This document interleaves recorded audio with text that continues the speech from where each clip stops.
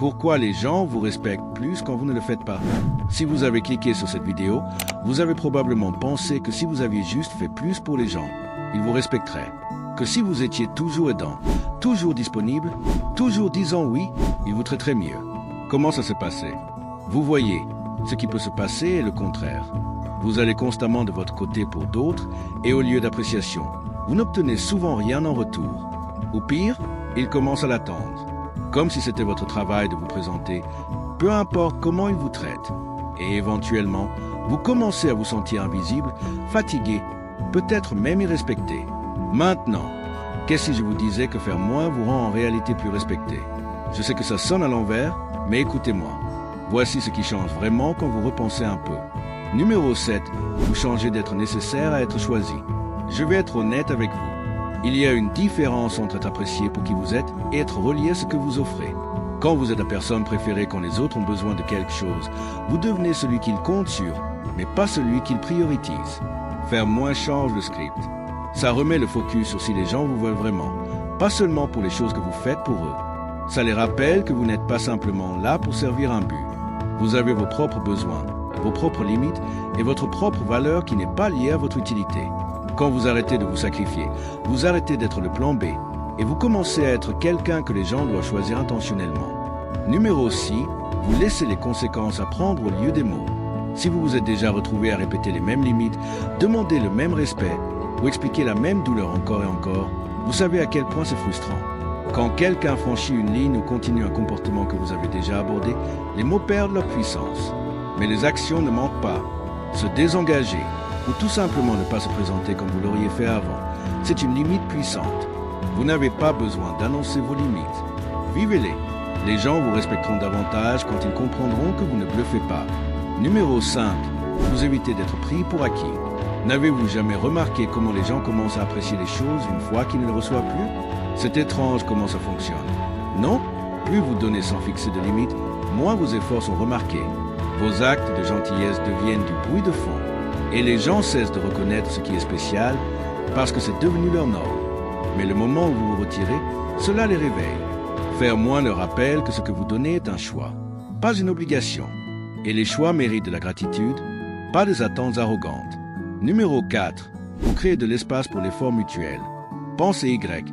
Si vous faites toujours tout le travail, les gens vous laissent faire. Laissez ça résonner.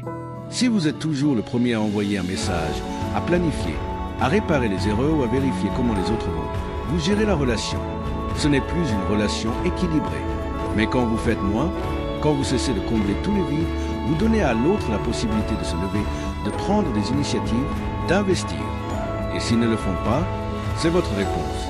Le respect entre souvent en scène quand vous arrêtez de tout faire et laissez les autres vous montrer qui ils sont vraiment. Numéro 3, vous apparaissez émotionnellement solide. Soyons clairs. Faire moins ne veut pas dire se couper émotionnellement. Cela signifie simplement que vous ne laissez pas chaque petite chose vous faire basculer.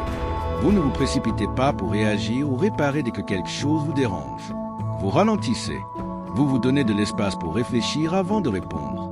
Et cette pause change tout. Elle montre que vous ne jouez pas au ping-pong émotionnel. Vous ne laissez pas l'humeur ou les remarques des autres dicter vos réactions. Vous avez une maîtrise de vous-même.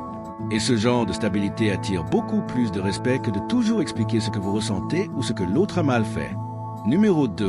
Vous montrez que votre temps a de la valeur. Quand vous êtes toujours disponible, les gens cessent d'apprécier cela. C'est comme s'ils supposaient que votre énergie est illimitée, toujours là. Je ne dis pas que vous devez devenir froid ou distant.